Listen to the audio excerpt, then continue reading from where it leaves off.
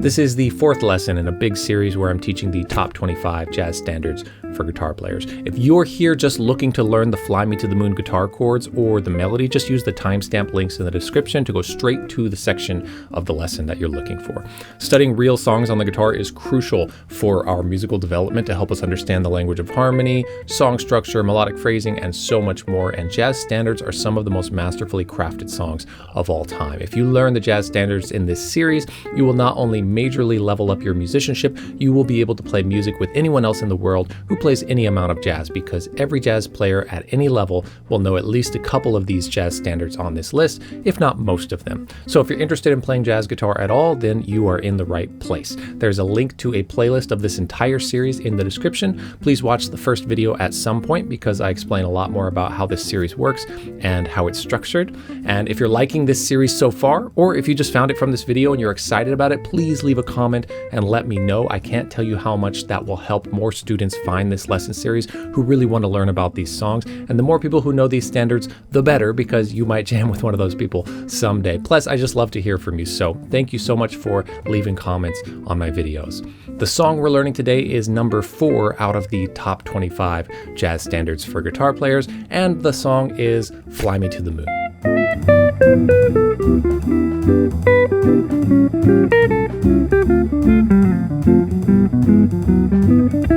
Here's what we're going to cover in this lesson. First, I'll tell you about the song Fly Me to the Moon and why it's worth learning. Then I will teach you the melody by clearly demonstrating it on the guitar with notation and tab on the screen, showing you exactly where on the fretboard I recommend first learning how to play this melody. I will show you the scales that the melody comes from. I'll teach you the Fly Me to the Moon guitar chords by demonstrating both the easiest chord shapes and the most common chord shapes for this song, all with chord diagrams on the screen. I'll teach you the scales you can use to improvise over Fly Me to the Moon. I'll give you both a complete version of the scales and a simplified version of the scales. You'll see what I mean. All of the demonstrations that I do will have scale diagrams on the screen showing you exactly where on the fretboard I recommend mastering those scales before worrying about playing them in other places. Every lesson in this series includes a unique piece of advice on how to truly internalize jazz standards on the guitar, so I'll share that. Fly Me to the Moon is one of those rare jazz standards that has truly transcended the genre. It's often thought of more as a pop standard because it's so widely known and so widely covered, but it absolutely holds its place in the jazz repertoire. It's the kind of tune that even non-jazz fans are familiar with, and that's exactly why it's such a valuable song to have in your repertoire. There are a lot of jazz standards that only jazz fans would recognize, but Fly Me to the Moon is one of those songs that people might actually request if you are playing somewhere, and it still has all the qualities of a great jazz standard.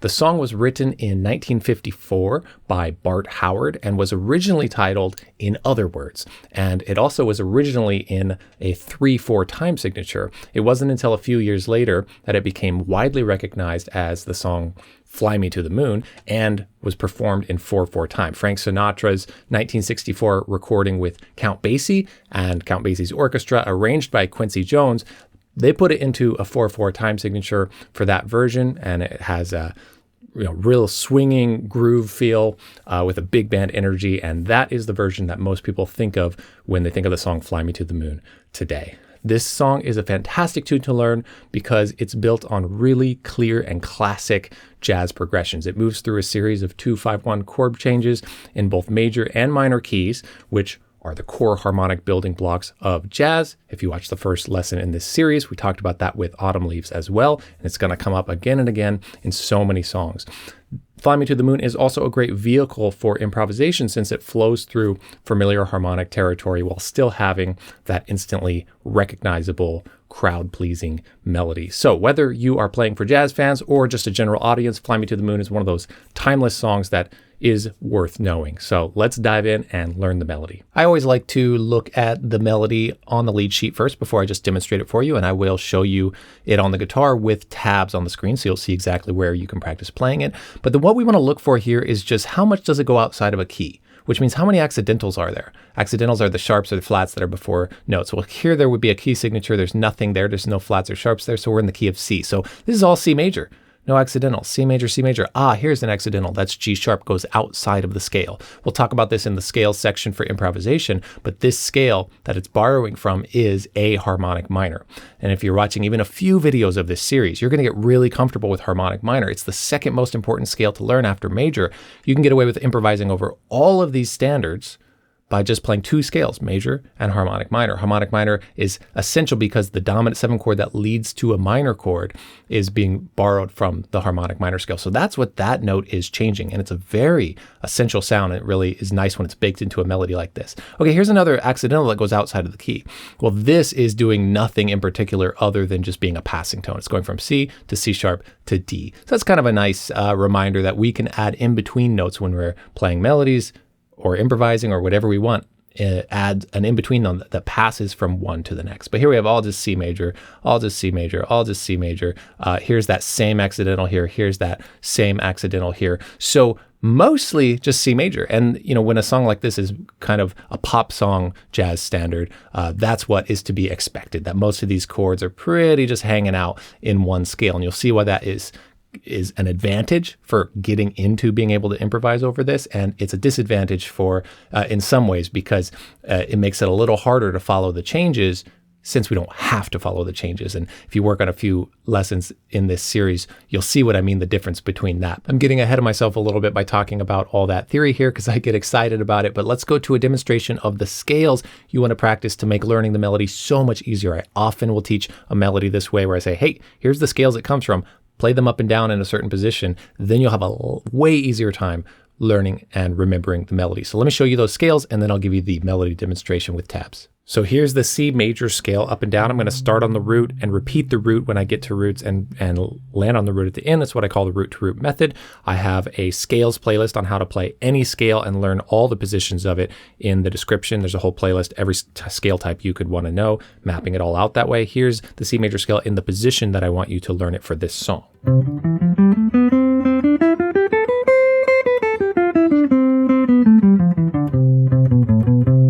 Here is the A harmonic minor scale that would be beneficial to know as well because the melody is going to borrow directly from this scale.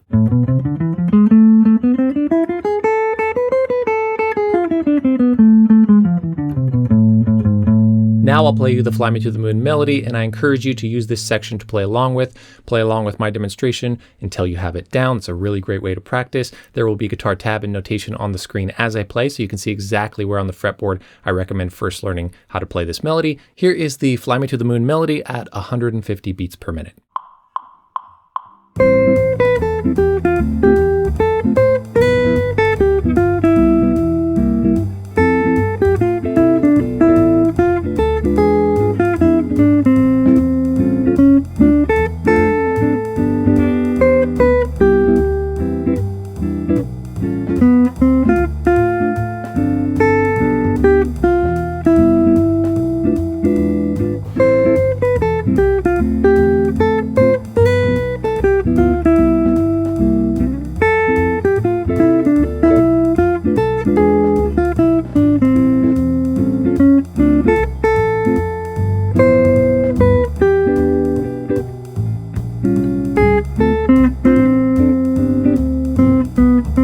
Before I show you the chord shapes that you can play, let's just look at this for a second. Also, when I showed you the melody, it was cut off. This is also a chromatic note out of the key, but that's just a passing tone as well. Thought I'd say that since this was cut off before.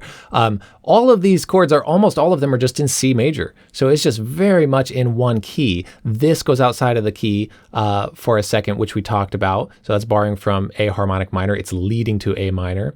And you might see all of these here. Those are just quick chords that are just harmonically doing that same thing. It's going out of the key to lead to the next chord. It causes a little tension for like 2 beats, very quick, and then lands on targeting this next chord. So this is 6, 2, 5, 1. This is targeting then the 5 of this chord, which is the 4 of C major, all very much C major. And then this is a 2, 5, 1 in A minor.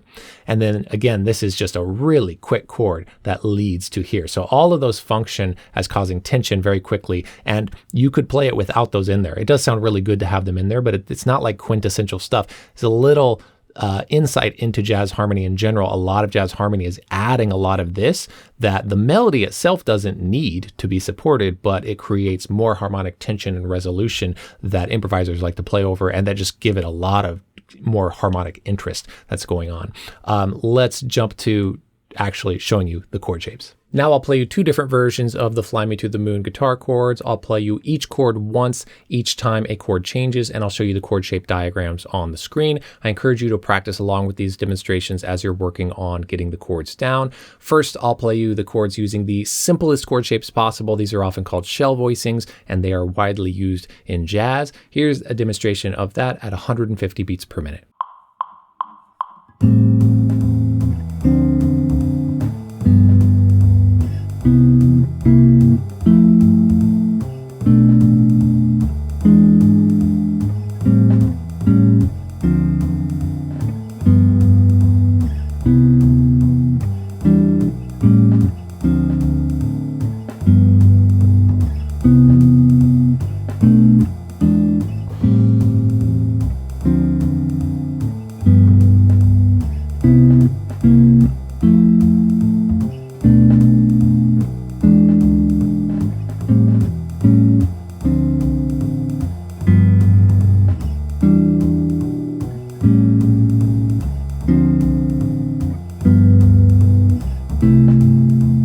Now I'll play you the most common guitar shapes for Fly Me to the Moon. These have an extra note in them and they fill out the sound a little more. This demonstration is at 150 beats per minute also.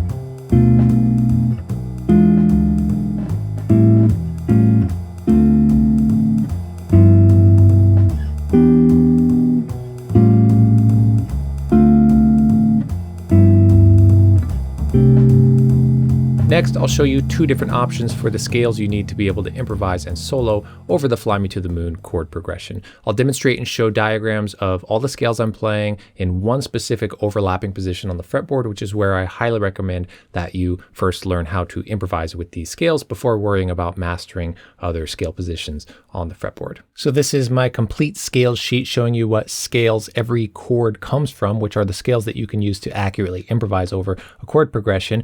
We talked about how these chords are in C major mostly, so C major scale is what these chords come from, so therefore C major scale is the scale to improvise melodies from. These little quick moments here, we'll talk about the scales that they come from. So C7 is the 5 chord of the key of F, so the scale we can play there is called C mixolydian, which is the same thing as the F major scale. Makes sense, it's going to F, it's the 5 chord of C. F major scale is actually what it's from. It's borrowing a chord from the key of F, so of course F major scale. C mixolydian is the mode version. It just means it's F major scale with C as the root. So you can call it either one of those things if you want to, and think of it as either one of those things.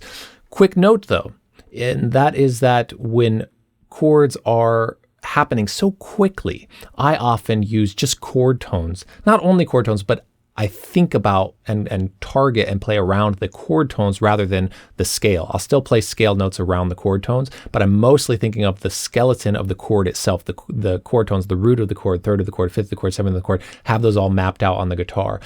However, the scale approach is what I want to teach you about here, and then we'll talk about how to avoid these if you want to avoid them. So keep that in mind, and I'll talk more about chord tones in a little bit, and I talk about it a lot on my channel, so there will be links in the description to learn more about that. So very briefly, C mixolydian. Back to C major, this chord here has to be from A harmonic minor. It is just borrowed from that. You're going to get really comfortable with that if you work on several videos in this series, because it's just happening all the time. Harmonic minor scale is the second most important scale to be able to play with. You can do everything else with C major scale.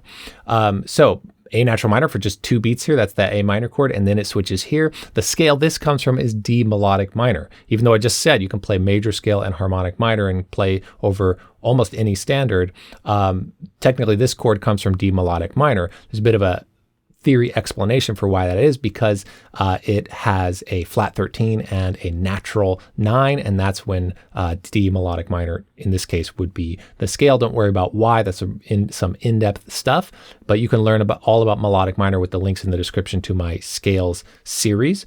But that is a scale. I'll show you all these scales and then we'll strip it down and make it simpler. So C major, so refreshing, just C major there, and then D melodic minor again. This is supposed to be E7 flat 9, and that's coming from A harmonic minor, C major, C major. So look at this, so much C major, and then these little moments, A harmonic minor, D melodic minor, all that stuff we talked about before. These 2 chords come from A harmonic minor. So let's go over all those scales. I will just show them to you in the 5th position and play them up and down for you with scale diagrams on the screen. When teaching scales, I often teach the root to root method, where you start on a root, you end on a root, you repeat all the roots to hear where the root is. In this case, I'm just going to show you the collection of notes as a scale position, because C major scale, for example, we're playing it over A minor, D minor, G minor. We're playing it over all these chords. So the root of those chords is really the home base note at any point. So you just think of it as a collection of notes you can improvise with. So here's C major.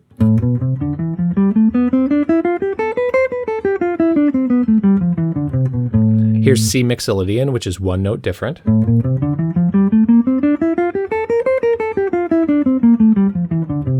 And that's the same thing as F major. Here's A harmonic minor.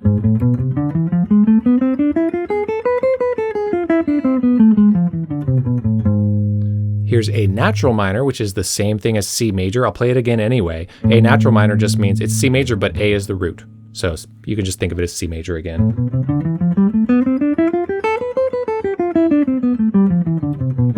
Here's D melodic minor.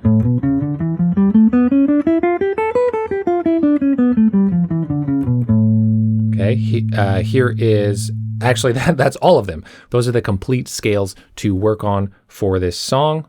Let's move on to the simple scales. So for every song, we can do the complete version of scales, and that's every scale that every chord comes from. And I always like to point out a simplified version too, where you can just ignore stuff. And believe me, really serious jazz musicians are doing this all the time. All the time.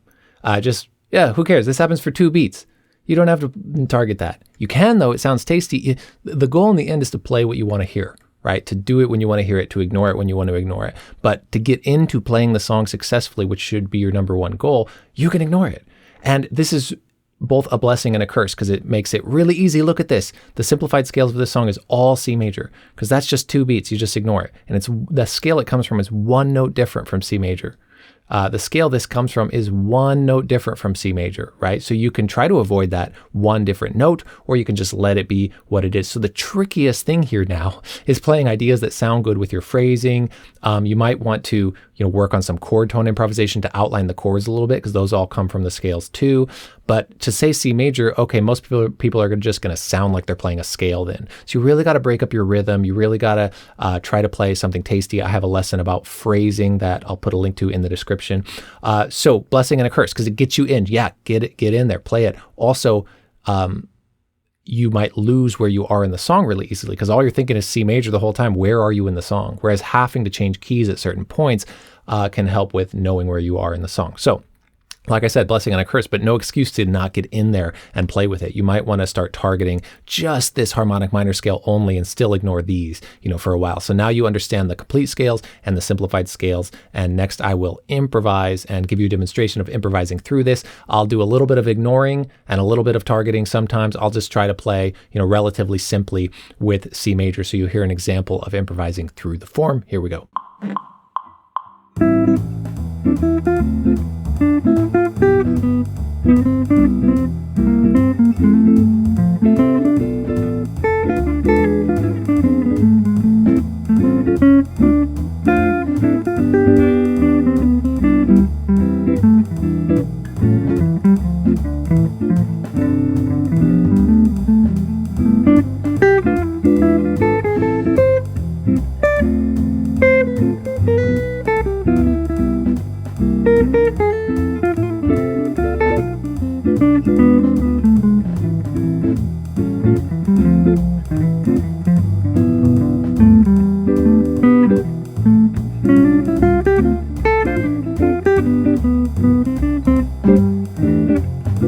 In every lesson in this series, I will give you a unique tip on how to internalize jazz standards and know them more deeply and really level up your musicianship. For this lesson, it's very appropriate that I recommend that you know your chord tones. I'm huge on mapping out chord tones, improvising with chord tones, knowing them inside and out. And yes, we're talking about scales mostly for this series, kind of because I've talked about chord tone improvisation so much on my channel. So check out my chord tone improvisation playlist and the lessons with the link in the description if you want to. But we'll talk about it here for a second. It's pretty simple in concept. It's that you want to know just the notes that are from the chord in one position on the fretboard, in that one, what I call the slim approach, single location improv method, as close to the 5th fret as possible, and then be able to improvise with those chord tones. Then when you think of scales, you can play melodies around the chord tones, but you can always kind of know where you are, and you can hear, even when I'm demonstrating a very simple improvisation, I'm really doing a lot of that. So I'll demonstrate for you with just chord tones here as well. That first chord is A minor 7. So I know my chord tone arpeggio shape right here in this position for that. But I want to point something out. This is the case with a lot of these masterfully crafted jazz standards that have stood the test of time. The melody is outlining the chord tones on its own. It's really targeting it. The first melody note starts on the 3rd of A minor. So here's that A minor arpeggio. Okay, the first melody note is here. Da, da, da, da, da, and it lands right when D minor happens. It lands on the 3rd of D minor. So it starts on the 3rd of A minor, lands on the 3rd of D minor, goes to the 3rd of G7, lands on the 3rd of C major 7. That's the 3rd of F. That's the 3rd of B minor 7 flat 5. That's the 3rd of E7, and on. You get what I'm saying. Wow. Okay. And it's not just about the fact that it's the 3rd. This is obviously really intentionally crafted. It's why it's so catchy. It's why it sounds so good. But more importantly, whether it's the 3rd or some other chord tone, melodies are doing this all the time, and we want to see that. Oh, it's in the chord. Oh, it's in the chord. Oh, it's in the chord. It's so helpful. And then our improvisations ideally want to be doing that as well. So I know my D minor 7 arpeggio shape. I know my G7 in that same position. I know my C major 7. I know my C dominant 7. I know F major 7. All right there. I know my B minor 7, B half diminished, or B minor 7 flat 5. I know my E7. Oh, you can kind of hear the harmony of the song now. Okay, so now I'll just demonstrate improvising just with chord tones simply. And this is a huge undertaking. Don't think it's easy. It's not easy. It's simple in the kind of vision to have for it, but it just takes a long time. I knew about this for years before I kind of could start to do it. And I made a system for speeding up the process for myself, and I teach that in some of my courses and stuff. But just planning the idea for you, man, if I know my chord tones, in that one space, the same place where I'm learning the scales, the same location where I'm learning to improvise and learning the melody. If I know the chord tones, that's going to make everything so much easier and make you sound a little tastier when you're improvising, even if you just barely get started on targeting a couple of those here and there. So here's my demonstration of improvising through the form just with chord tones. And I do have a lesson all about this, and it's on Fly Me to the Moon with some more in-depth stepping stones to get started. If you want to get started on this, there are ways to do it that's easier than just trying to dive in and get overwhelmed. You can start with a couple strings at a time, and I break that down in that lesson. So please check out that lesson. I think it's called something like How to Get Started Improvising with Chord Tones. Here's my demonstration.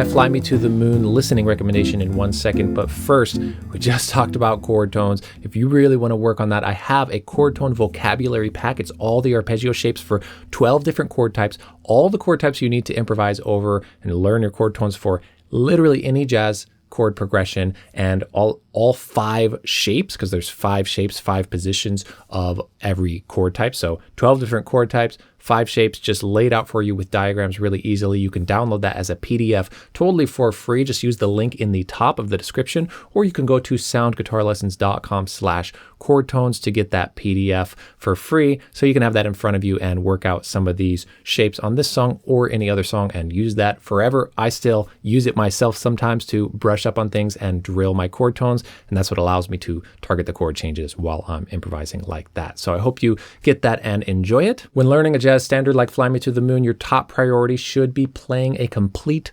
version of it. I say this in every video in this series because it's so important. It's kind of the point of this. I want you to be playing real music, and then all of the esoteric exercises and drills and stuff can apply to something real that you are playing. You want to be able to play a complete version of a song, play the melody, play the chords, and improvise a solo over it, even if you think it sounds terrible. This is the best goal to have. It will rapidly improve your playing. It'll clarify how you want to sound, and it will clarify what you need to work on, where your gaps are, where the issues are. Plus then, like I said, it gives you a place to apply all the lessons and exercises that are out there so you can play better jazz guitar. And when you're ready to level up and work on some of those more advanced concepts, other than the many links I mentioned throughout this series, I've also compiled a supplementary lesson playlist to help you sound more advanced when playing jazz standards. It covers the chord tone improvisation, like we talked about, chromaticism, advanced chord voicings, different scale types, modes, jazz theory, tons more stuff. And there's a link to that in the description. You can go to that whenever you're ready. It'll be in the description of every video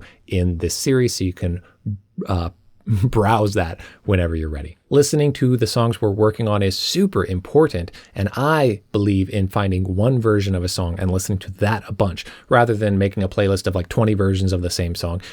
You want to absorb one version of it because it imprints into your mind and your ears much better that way, and you'll just fall in love with that version, and it'll start to affect your playing faster than if you listen to many versions of the same song. So find one that you love, and I'll recommend one for every song in this whole series.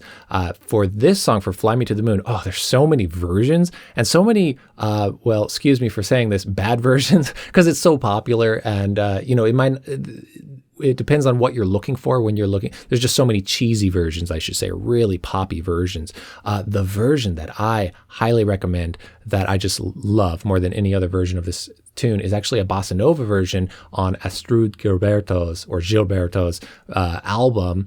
I don't remember what the album is called. Anyway, and I believe Antonio Carlos Jobim is playing guitar. I think he's playing guitar on this, and he's the renowned bossa nova composer that wrote hit after hit in the bossa nova world. And so the guitar is a little subtle in that recording, but it's just lovely to listen to, and the overall song arrangement, singing, everything is just absolutely gorgeous.